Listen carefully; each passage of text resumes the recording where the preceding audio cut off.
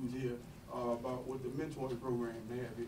Today at approximately 7:55 a.m., Great Mills High School student Austin Wyatt Rollins, age 17, produced a handgun while in hallway F in Great Mills High School and shot a Great Mills High School student, a female who was 16, and a Great Mills High School student, a male who was 14. School resource officer, Deputy First Class Blaine Gaskell, was alerted and immediately responded and engaged the shooter. DFC Blaine Gaskell fired at the shooter, and what is described to me as almost simultaneously the shooter fired. First aid was immediately initiated by deputies, troopers, and school nursing staff to include a tourniquet placed on the shooting victim and CPR. There is an indication that a prior relationship existed between the shooter and the female victim.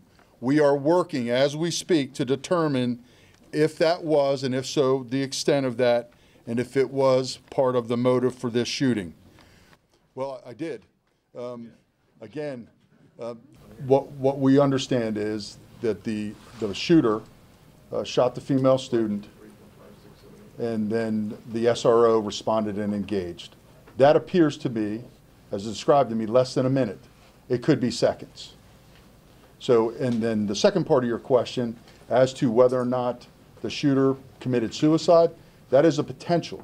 As I described, when the SRO fired that shot, there was a shot also fired by the suspect or the shooter.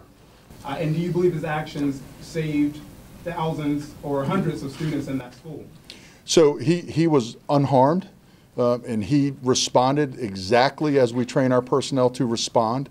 And I'm sure right now, in the aftermath of this, he's doing well, and we're going to do everything to support and promote him and his well-being.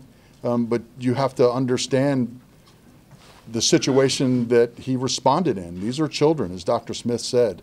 And so I'm sure that weighs on his mind. I'd like to introduce Dr. Scott Smith, Superintendent for St. Mary's County Public Schools. If you don't think this can't happen at your school, you are sadly mistaken. We are shaken, but we are very strong in St. Mary's. This is an incredible community. I know our parents will come together. I know our kids will come together.